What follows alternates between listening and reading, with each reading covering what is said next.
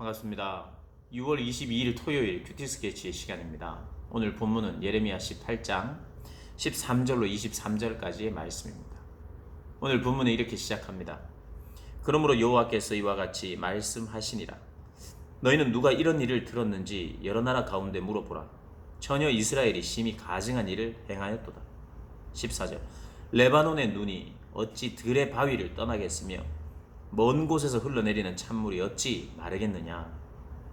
눈이 어찌 바위를 떠나고 찬물이 어찌 갑자기 마르겠느냐.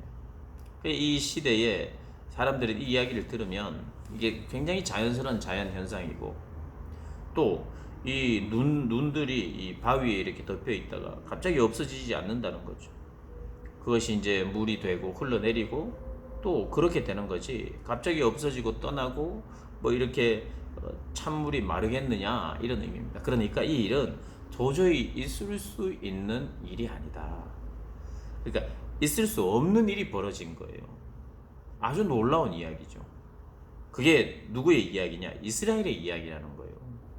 동물들도 길로 놓으면 절대로 주인을 배반하지 않는데, 배신하지 않는데, 이스라엘 백성들은 주인이시고 왕이신 그분을 배반하더라는 거예요. 그래서 안 되는 일이, 그래서는 안 되는데 왜 그랬을까, 이런 정도의 이야기가 아니라 결코 그럴 리가 없는 일, 결코 그럴 리가 없는 일이 일어난 것. 그래서 그게 굉장히 충격적이라는 이야기를 지금 하나님께서 예레미야를 통해서 하고 계시는 겁니다. 그런데 이 말씀을 듣는 자들은 말씀을 무시했어요. 말씀도 무시하고 또 동시에 말씀을 선포하는 자도 무시했습니다. 그래서 이 이스라엘 백성들이 예레미야를 향해서 한 일이 뭐냐면 18절에 그들이 말하기를, 오라 우리가 꾀를 내어 예레미야를 치자.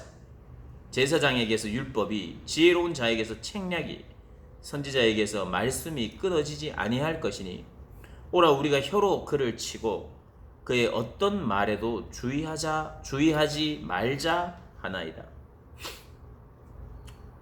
우리에게 선지자는 많다는 거예요. 어떤 선지자일까요? 거짓 선지자예요. 자기들의 귀에 듣기 좋은 이야기를 하는 선지자들 많다는 겁니다. 그리고 제사장도 있다는 거예요. 율법도 있고, 그들이 뭐 율법도 없어지고 제사장도 없어지고 선지자도 다 없어지면 그들이 이상하고 두려울 거예요. 그런데 그들에겐 율법도 있어요. 율법을 해석해주는 선지자도 있고 제사장도 있고, 제사를 드려주는 제사장도 있고, 율법을 해석해주는 선지자가 있고, 말씀을 전하는 선지자들이 있다는 거예요. 이 예레미야는 다른 사람이었어요. 예레미야는 눈에 가시였습니다. 제사장들이나 선지자들도 그를 미워하고 싫어했어요. 백성들도 물론이고요. 그러니 그들끼리 모의를 합니다. 예레미야를 치자. 그리고 어떤 반응도 하지 말자. 주의를 기울이지 말자. 그런 이야기를 하며 예레미야의 마음을 아프게 했다는 거예요. 말씀도 무시하고, 말씀을 전하는 예레미야도 무시하고, 하나님도 무시하는 이런 일들이 벌어졌다는 거예요. 20절에 어찌 악으로 손을 갚으리까마는 그들이 나의 생명을 해하려고 구덩이를 팠나이다. 내가 주의 분노를 그들에게서 돌이키려고 하고 주의 앞에 서서 그들을 위하여 유익한 말을 한 것을 기억하옵소서. 저는 했습니다. 할 만큼 했습니다. 이들을 그냥 처음부터 미워하거나 구제불능이라고 말하지 않았고, 그들을 위하여 최선을 다했고, 저도 안타까웠고 그들을 위하여 기도했습니다. 그들을 위하여 유익한 말을 한 것을 기억하십시오.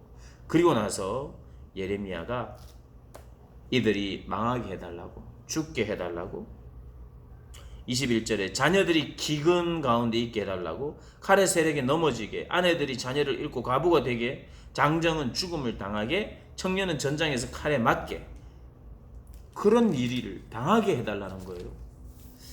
그래서 우리는 좀 의아해 합니다. 예레미야가 이제까지 이 백성들을 위하여 그렇게 눈물의 선지자로 눈물을 흘리면서 이제까지 있었는데, 백성을 위한 저주의 기도를 해요. 이게 뭐냐는 거죠. 이게 본심은 아니냐? 본심은 아닐 거야. 우리가 그렇게 좀 생각할 수는 없고요. 물론 본심이 아닐 거예요. 왜냐하면 계속해서 그 이스라엘 백성들의 돌이킴을 위해서 사역했기 때문에. 근데 우리가 이런 관점으로 이걸 생각해야 됩니다. 하나님의 공의와 정의가 드러나는, 하나님의 하나님됨이 드러나는 것은요, 그리고 어떤 하나님의 구원이 드러나는 것은 악인들의 멸망으로 말미암아 하나님의 구원과 하나님의 정의가 서는 거예요. 그러니 예레미야는 그냥 홧김에 복수심에 죽여버렸어요가 아니라 하나님의 공의로움과 정의가 드러나게 해 주십시오. 당신의 구원이 있게 해 주옵소서 라고 하는 기도의 다른 말인 거예요. 무슨 말인지 아시겠죠? 이 예레미야 안에 있는 거룩한 분노예요. 거룩한 분노. 하나님의 마음과 같은 그런 분노.